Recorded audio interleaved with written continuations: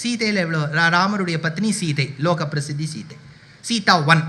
சீதா 2 கேள்விப்பட்டிருக்கா? சீதா ஃபல்லுன்னு அறிங்க. சீதா எங்க? மாயா சீதை. அந்த மாயா சீதை அது ரொம்ப டிபேட்டபிள் டாபிக். வால்மீகி அதை எடுக்கவே இல்லை, துளசிதாசர் எடுத்திருக்கார். இருக்கட்டும், சரி. மாயா சீதை, அது மாயா சீதையாக இருந்தாலும் சீதை மாதிரியே இருப்போம், ஒரு பிம்பம் மாதிரி, டபுள் ஆக்டிங் மாதிரின்னு வச்சுக்கோங்களேன், அது ஓகே. சீதா 2 ஒத்தி இருந்தா அது உங்களுக்கு ஒரு சின்ன விஷயம் சொல்கிறேன். எங்கன்னா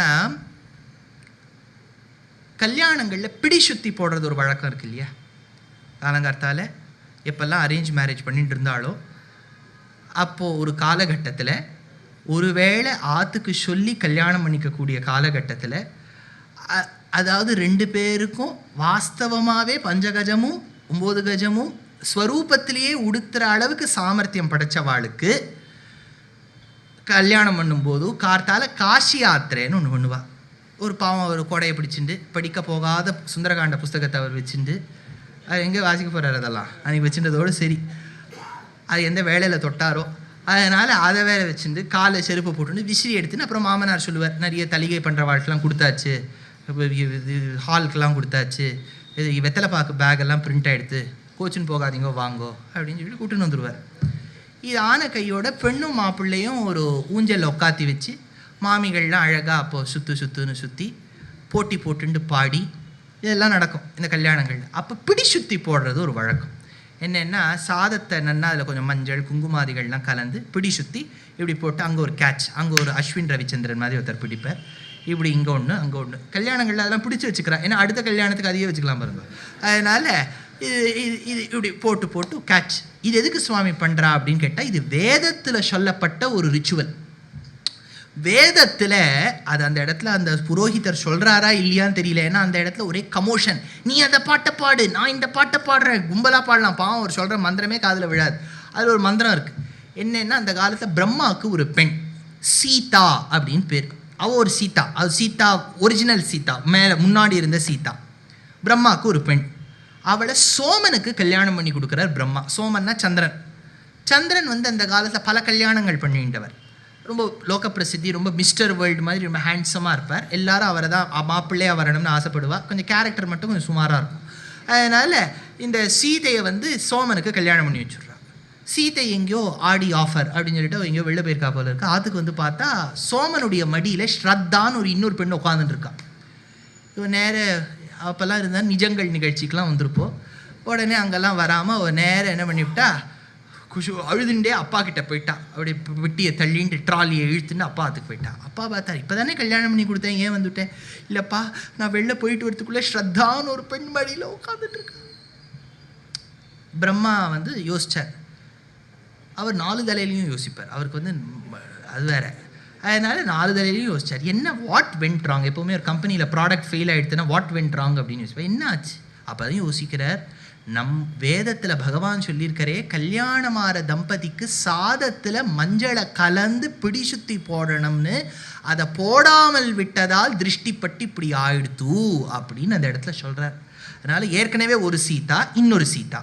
தாரால ஒரு தாரா வாலி பத்னி, இன்னொரு தாரா ப்ரஹஸ்பதி பத்னி, புதனுடைய அம்மா இல்லையா? அது ஒரு ப்ரஹஸ்பதே தாராபதே. அந்த மாதிரி இந்த இடத்துல தௌமியா 1 தௌமியா 2 எல்லாத்துலேயும் நிறைய பேர் வந்துருவா.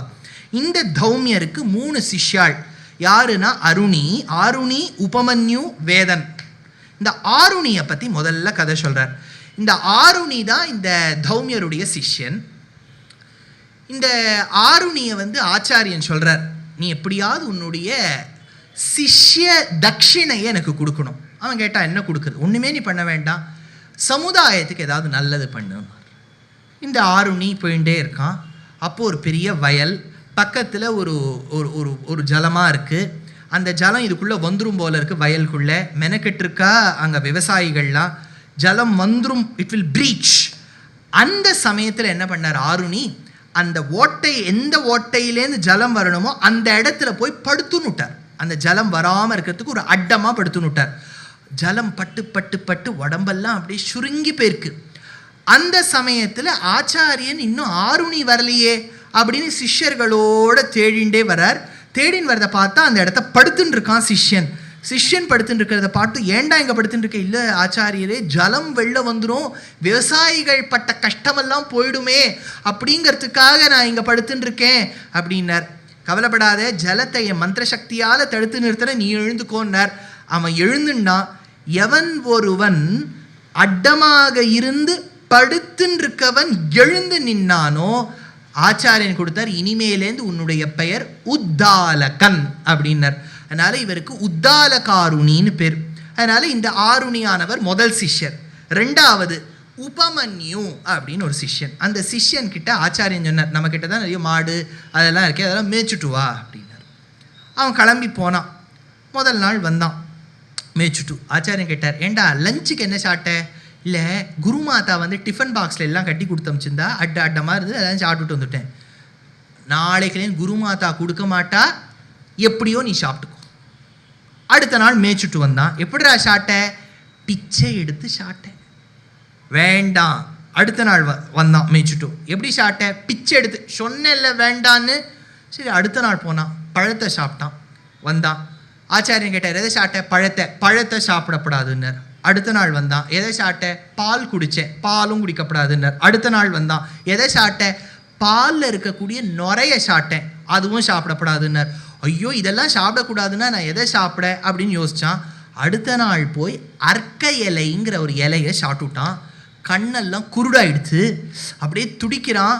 அப்படியே கண்ணெல்லாம் குருடாய் நடந்து போயின்னு இருக்கான். ஒரு கணத்தில் குதிச்சுட்டான், கண்ணு தெரியல, கணத்தில் குதிச்சுட்டான். எதை பிடிச்சின்னு எதை ஏறுறதுன்னு தெரியல. ஆச்சாரியன் சிஷ்யனை தேடின்னு வரார். சிஷ்யன் எங்கேன்னு அங்கே கீழே பார்க்குறார். அப்போ சொல்கிறார், அப்பா உபமன்யு, நீ அஸ்வினி தேவதைகளை வேண்டிக்கோ, உனக்கு கண்ணு மறுபடியும் கிடைச்சுடும் அப்படின்னு சொல்கிறார். இந்த ஸ்லோகம் நான் சொல்கிறேன், ரொம்ப முக்கியமான ஸ்லோகம். யாருக்கெல்லாம் வந்து கண்ணு ப்ராப்ளம் இருக்கோ, ஏன்னா மகாபாரதத்தில் நிறைய ஸ்லோகங்கள் பலன் தரக்கூடிய ஸ்லோகங்கள். கண்ணு ப்ராப்ளம் இருக்கோ, கேட்ராக்டோ, என்னெல்லாம் அதில் காம்ப்ளிகேஷன்ஸ் இருக்கோ, சில பேருக்கு டயபெட்டிக் ரெட்டினோபதி கூட இருக்கும். இதெல்லாம் நிச்சயமாக இந்த ஸ்லோகங்கள் கேட்டால் நிச்சயமாக the intensity will come down and the Lord will surely bless. இந்த ஸ்லோகம், பிரபூர்வகௌ பூர்வஜௌ சித்ரபானு கிரா வசம்சாஸ்மி தபசாஹ்யனந்தௌ திவ்யௌ சுபர்ணோ விரஜௌ விமானா வதிக்ஷிபந்தௌ புவனானி விஸ்வ ஹிரண்மயௌ சகுனி சாம்பராயௌ நாசத்யதஸ்த்ரௌ சுனசௌ வைஜயந்தௌ शुक्लं वयन्तौ तरसा सुवेम वधिव्यतान्तवसितं विवस्वतः. பக்ஷிகளை வேண்டிக்கோ. ரெண்டு பக்ஷிகள், அந்த அஸ்வினி தேவதைகள் பக்ஷிகள் மாதிரி, துவா சுபர்ணௌ சயுஜா சகாயின்னு உபனிஷத்தில் சொல்லுவா. அந்த மாதிரி அப்படி சுவர்ண பக்ஷிகள் சுபர்ணங்களாக இருக்குது, அந்த பக்ஷிகளை வேண்டிக்கோன்னு சொல்கிறார். உபமன்யு ஆச்சாரியனான தௌமியன் சொல்கிறத கேட்டுட்டு இவர் ஸ்துதி பண்ணுறார். வாயினால் பாடி மனத்தினால் சிந்திக்க. இந்த இடத்துல உபமன்யு மனத்தினால் சிந்தித்து விட்டு வாயால் பாடுறான். சொல்றான், ஸ்தோதும் ந சக்னோமி குணைர்பவந்தௌ சக்ஷுர்விஹீனஹ பதி சம்பிரமோஹஹ துர்கேஹ்யமஸ்மின் பதிதோஸ்மி கூபே யுவாம் சரண்யோ சரணம் பிரபத்யே. அஸ்வினி தேவதைகளே, உங்ககிட்ட சரணாகதி பண்ணுறேன்னார். அது மகாபாரதத்தில் சொன்ன ஸ்லோகம். இன்னொரு விஷயம் கண்ணுக்காக சொல்கிறேன். காஞ்சிபுரத்தில் நீங்கள் வரதராஜ பெருமாள் கேள்விப்பட்டிருப்பேள். தேவப்பெருமாள் ரொம்ப ஆச்சரியமான பெரிய கோவில். வரதராஜன் அவ்வளவு ஆச்சரியமாக, விரதசிகரி சீன்னாம் சத்வவான் பத்மயோனேஹே துரகசவன வேத்யாம் ஷியாமளோ ஹவ்யவாஹா கலசஜலதிகன்யா வல்லரி கல்பசாக்கி கலையது குஷலம் நகா கோபிகாருண்ய ராசின்னு எடுத்தார். ரொம்ப அழகாக இருப்பார் பெருமாள். நீங்கள் காஞ்சிபுரத்தில் போய் இங்கே வரதனை சேவிச்சுட்டு வாங்க, ஆச்சரியம். அப்படியே அழகு சொட்டும், எங்கே பிடிச்சி வச்சுக்கிறதுன்னு தெரியாது, அவ்வளோ அழகாக இருக்க பெருமாள். அந்த Perumal is also a very renowned ophthalmologist. 5 பேருக்கு கண்ணு கொடுத்ததா கூரத்தாழ்வான் எடுக்கிறார். அந்த மாதிரி திருக்கச்சி நம்பியுடைய அப்பாவுக்கு கண்ணை கொடுத்துருக்கார். அதனால் அந்த பெருமாள் அர்ச்சாவதாரத்தில் கண்ணை கொடுக்குறார். விபவாவதாரங்களில் மகாபாரதத்திலே நான் சொன்ன ஸ்லோகம் கண்ணை நன்னாக தீர்த்து வைக்கும். அதனால் யுவாம் ஷரண்யோ சரணம் பிரபத்யே. அஸ்வினி தேவதைகளை நோக்கி உபமன்யு சரணாகதி பண்ணுறான். பிரத்யக்ஷமாரா அவள் என்னவோ ஒரு பிண்டம் மாதிரி ஒன்று கொடுக்குறா. அதை தூக்கி போடுறா, கையில் பிடிச்சிக்கிறான். இதை சாப்பிடுன்னா சாட்டான். கண்ணு நன்னா தெரிய ஆரம்பிச்சுடுத்து. வெளியில் வந்தான். ஆச்சாரியன் தௌமியர் பார்த்தார். நான் சொல்கிறேங்கிறத கேட்டுட்டு எதையும் சாப்பிடாம இருந்து ஒரு அர்க்க இலையை சாப்பிட்டுட்டு கஷ்டப்பட்டியேடா, நீ நன்னா இருப்படா, ஒரு ஆச்சாரியன்கிட்ட பிரதிபக்தியோடு நீ இருந்திருக்க, நன்னா இருப்ப. உனக்கு நீ அந்த அர்க்க இலையை கடித்ததுனால உன் பல்லெல்லாம் ஸ்வர்ணமாக மாறிடும். இப்போ கோல்டு ஃபில்லிங்னு ஒன்று பண்ணிக்கிறோம் பாருங்க, கோல்டு பல்லே கொடுத்துட்டார். அதனால் இந்த உபமன்யுக்கு பல்லு கிடச்சிது. ஏன் சுவாமி, இதுக்கும் மகாபாரதத்துக்கும் என்ன சம்பந்தம்? மகாபாரதத்தில் முக்காவாசி கதைகள் இப்படி தான் இருக்கும். ஆனால் நீங்கள் கனெக்ட் பண்ணேன்னா ரொம்ப அழகாக இருக்கும். மூணாவது வேத அப்படின்னு சொல்லிட்டு மூணாவது ஒரு ஸ்டூடெண்ட் இந்த தௌமியருக்கு, அவனும் ரொம்ப ஆச்சாரியனுக்கு கைங்கரியம் பண்ணிட்டு வந்தான். இது 3 வச்சுக்கிறேளா? ஏன் இந்த 3 கதையை சொல்லணும்னு கேட்டால், ஒரு ஆச்சாரியன்கிட்ட ஒரு சிஷ்யன் பிரதிபக்தியோடு இருந்தால் என்னெல்லாம் நல்லது நடக்குங்கிறதுக்காக எடுக்கிறார். இதை எதுக்கு எடுக்கணும்னா பின்னாடி ஒரு விஷயம் வரும், அதுக்காக முன்கூட்டி இது சொல்கிறார். 2வது பிட்டு ஆயிடுத்து. 3வது பிட்டு ஞாபகம் வச்சுன்னு வாங்கோ. முதல் பிட்டு ஜனமேஜயனுக்கு சரமாங்கிற நாய் உன் யாகம் நடக்காதுன்னு கொடுத்த சாபம். 2வது தௌமியருடைய சிஷ்யாள் உத்தாலகாருணி, உபமன்யு, வேத 3 சிஷ்யர்களும் ஆச்சாரியரான தௌமியர்கிட்ட காமிச்ச பக்தி. 3வது பிட்டு ஜனமேஜய ராஜாவும் பௌஷ்யன் அப்படின்னு ஒரு ராஜாவும் ஒரு வீட்டுக்கு வரா. யாருடைய வீடுனா இந்த 3வது ஸ்டூடெண்ட் சொன்னேன் பாருங்க, வேதன்னு, அவருடைய வீட்டுக்கு வரா. வீட்டுக்கு வந்த உடனே சொல்கிறா, உன்னுடைய சிஷ்யாலியோ இல்லாட்ட நீங்களேவோ வந்து எங்கள் ஆற்றுல ஒரு செரிமனி, ஒரு காரியம் வந்து நடத்தி வைக்கணும். டீச்சர் பார்த்தார், யார் அனுப்பலான்னு பார்த்தா அப்போ தான் அவருடைய ஸ்டூடெண்ட்டு உத்தங்கன் அப்படின்னு பேர். உத்தங்கனை பார்த்து சொல்கிறார், உத்தங்கா நீ போயிட்டு வா. அப்போ உத்தங்கன் கிளம்பும் போது சொல்கிறான், உங்களால் தான் எனக்கு இந்த ஒரு வாய்ப்பு கிடைச்சிது. நான் இன்டர்ன்ஷிப் பண்ணிட்டு இருக்கேன் உங்ககிட்ட, உங்களால் தான் எனக்கு ஸ்டைஃபண்ட் கிடைக்க போகுது. அந்த ஸ்டைஃபண்டில் ஏதாவது ஒரு பகுதியை உங்களுக்கு கொடுக்கணும். அப்போ அவர் சொல்கிறார், எனக்கு ஒன்றுமே வேண்டாண்டான் தட்சிணை அப்படின்னு வேதங்கிற ஆச்சாரியன், வேதாச்சாரியன் சிஷ்யனான உத்தங்கரை பார்த்து சொல்கிறார், எனக்கு ஒன்றும் வேண்டான். உத்தங்கர் நிறுத்தலை. எப்படி ஹனுமார் வந்து வருந்தி சூரிய பகவான் கிட்ட தட்சிணை என்ன கொடுக்கணும்னு கேட்டு அவர் வந்து சுக்ரீவனுக்கு நீ காவலாளியாக இருக்கணும்னு சொன்னாரோ, இந்த உத்தங்கர் குருமாதா கிட்ட போய் கேட்குறார். குருமாதா சொல்கிறா, நீ கேட்டுட்டே, அதனால் நான் கேட்குறேன், என்ன தெரியுமோ, நீ அந்த ஜனமேஜயன் பௌஷ்யன் கூட்டிருக்கான்னு போறியோன்னோ, அந்த பௌஷ்யனுடைய பத்னி ராணி காதில் போட்டுருக்க தோடு எனக்கு வேணும்னா. இப்படிலாம் யாராவது கேட்பாள்? அந்த மாமியை போய் இவர் என்னன்னு கேட்பார், ராணியை போய் உங்கள் தோடை கழட்டி கொடுங்கோ. ஏன்னா அந்த காலத்தில் அது ஒரு பெரிய அபசகுணம். ஒரு பெண்கிட்ட போய் உன் தோடை கழட்டி கொடுன்னா அது ரொம்ப தப்பு. என்னென்னா, சிவபெருமான் வந்து விஷத்தை குடித்தார், ஹாலாஹல விஷத்தை குடித்தார். ஆனால் விஷம் உள்ளே போயிருக்கணும். எப்போவுமே இது ஒன் வே தானே, இப்படி போயிடுத்துனா உள்ளே போயிடணும். இல்லாட்டா அவர் வந்து கையை விட்டு வெள்ளை எடுத்துருக்கணும். அவர் வெள்ளையும் எடுக்கல, அது உள்ளியும் போகல. எப்படின்னு கேட்டார். அது கழுத்தில் தங்கிடுத்துன்னார். நீலகண்ட தீட்சிதர் வாழ் நீலகண்ட விஜய சம்பு, அப்பை தீட்சிதர் வாழ் பரம்பரையில் வந்தவர். நீலகண்ட விஜய சம்பூவில் எடுக்கிறார். எப்படி வந்து கழுத்தில் தங்கித்து நீலம் தோஞ்சதால் நீலகண்டன் ஆயிட்டார்னு. அதோடு நிறுத்தலை. பகவத்பாதாள் சௌந்தர்ய லஹரியில் எடுத்தார். தவஜனனி தாட்டங்க மகிமான்னார். அதாவது உன்னுடைய காதில் போட்டுருக்கிற அந்த சௌமாங்கல்யத்துவம் தான் அவர் கழுத்தில் அந்த விஷத்தை தக்க வச்சுடுத்துன்னார். இப்போ அர்த்தம் என்ன? தடாகத்துக்கு அவ்வளோ பெருமை இருக்குன்னு அர்த்தம். இவர் என்ன போய் கேட்க முடியுமா, மாமி உங்கள் தோடை மட்டும் கேட்டித்தாங்க, ப்ளூ ஜாக்கரா எல்லோ ஜாக்கரெல்லாம் உட்காந்து கேட்டுட்டு இருக்க முடியுமா? ஆனால் இவ கேட்டு அனுப்பிச்சுட்டா, எனக்கு தோடு வேணும்னு. உத்தங்கர் யோசிச்சார், என்ன பண்ணுறதுன்னு தெரியல. இப்போ கிளம்பி போயின்னு இருக்கார். போகிற வழியில் என்ன அழகாக சொல்கிறார் பாருங்க ஆச்சாரியனை பார்த்து, தட்சிணை கேட்காம இருக்கப்படாதுன்னு. யஸ்ச தர்மேண வை ப்ரூயத் யஸ்ச தர்மேண பிருச்சதி தயோரன்ய தரஃப் பிரைதி வித்வேஷம் ச அதிகச்சதி. என்னன்னா, ஒருத்தர்கிட்டேந்து ஒரு வைதிக கர்மாவை வாங்கிக்கும் போது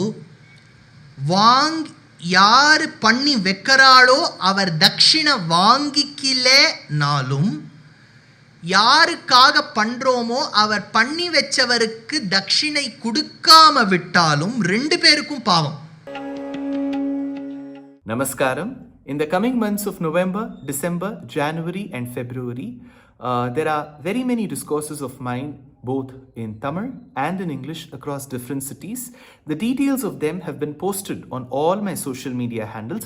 Nevertheless, once more, for your attention and for your sake, I would like to read out very quickly. On the 1st of November, I have a keynote address at the Western Ghats Lit Fest, And in the evening, I've got a lecture on Bhajagovindam for Mahaperiva group at Mayflower Shakti Gardens. On the 2nd of November, I'm very delighted to be performing Sangeeta Katha Nrityam with Sangeetam Vidwan Aditya Madhavan, dance by Shruti Priya Vignesh, and the topic is Bhajagovindam, where I will be speaking at Naradagana Sabha.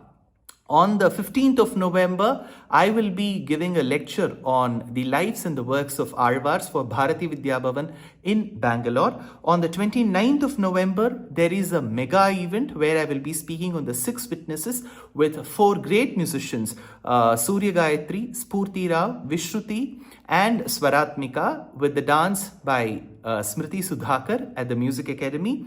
30th of November, I will be speaking on Guru Guhananda in English, the contributions made by Mudduswami Dikshita at the Bengaluru Gayana Samaja. On the 5th of December at Hosur, Dasappa Kalyana Mantapam, I'll be talking on Bhajagovindam. On the 6th of December at Sri Yadugiri Yatiraja Matha in Malleshwaram, Bangalore on Sri Krishna Leela.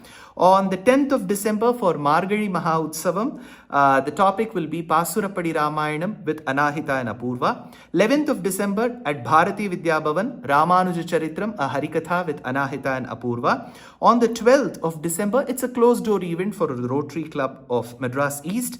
13th of December with Kiran and Nivi, it's a Harikatha on Kulashekar Alvar Vaibhavam at RK Convention Center in Mylapore. 14th of December, Shastra Satsang Vadapalani. Being the Narayaniyam day, it's a special lecture on Narayaniyam Enum Wonder. And 15th December at Sri Shankara Vidyashramam, conducted by Karnataka and Tiruvanmayur, it will be a Harikatha with Anahita and Apurva on Attigiri Varadar Vandar. And 16th of December at Bharatiya Vidya Bhavan for Karthik Fine Arts, it is Harikatha on Annamaya Charitram with Swaratmika. 17th of December at Shastra Satsang again, Vedanta Deshika Charitram Harikatha with Rangan Brothers from Melbourne. On the 18th of December at Bharat Kalachar, it's a Harikatha on Periyalvarum, Andalum with Rangan Brothers yet again at TP Road. 19th of December in the morning, Ramanuja Millennium Auditorium for Charsur Arts. We will be doing a Harikatha with Anahita and Apurva on Rama Bhaktiyum Vibhaktiyum. Followed by that, on the 19th of December at Karnataka Sangha School for Anusham Arts Academy, it will be a Harikatha on Ramanatakam of Arunachala Kavi with Swaratmika. And on the 20th of December in the morning for Parthasarathi Swami Sabha at Vidya Bharati Kalyana Mantapam, it will be Upanyasam on Shatpadiyum, Saptapadiyum. And 20th of December evening, Naradagana Sabha, it is a beautiful Harikatha on Nari Shakti, Stri Shakti with Anahita and Apurva. 21st of December in the morning for Sharanalayam, Mahaperiyava Sharanalayam in Nanganallur, there will be a lecture on Shatpadiyum and Saptapadiyum. In the afternoon, it is an interview at the Tamil Virtual Academy Auditorium at Koturpuram on the Alvars. And then on 21st of December evening at Shoringanallur at Umadri Mahal, it will be a topic called Kamban Yenum Ramabhaktan. The same topic, Kamban Yenum Ramabhaktan, I will be speaking on the 22nd of December at Tirunelveli for Nellai Sangeeta Sabha. 23rd of December at Shivakasi for Vairam Meera Convention Center. On the 24th of December for Setupati School in Madurai, the same topic. And on the 30th of December, tentatively I am to speak on the importance of Nutyattu Divyadesham on the Vaikuntha Ekadashi Eve for PGP Auditorium in Singapore. On the 31st of December, it is for Tamil Isai Mandram in Georgetown. I will be speaking on Tiruppugadil Ramayanam. And coming to the month of January, on the 17th of Jan, I will be speaking on Narayaniyam in Wonder for Shanmukhananda in Mumbai. On the 18th of December, it is our grand production called Agre Pashyami at the very same premises. On 1st of February, I am to participate and speak at the Jain University Summit in Kochi. And 13th of February, it will be a special lecture for Shivaratri for Odakattur Mutt which will be organized by Ramakrishna Bhajana Sabha. On the 22nd of February, for the first time, I am going to be a part of Mayuram Bhajanotsavam in the very, very famous and very close to heart Mayavaram. So that is the program for now. I know it's too many programs. All this has been put in the form of poster. Please do participate wherever you can. Namaskar.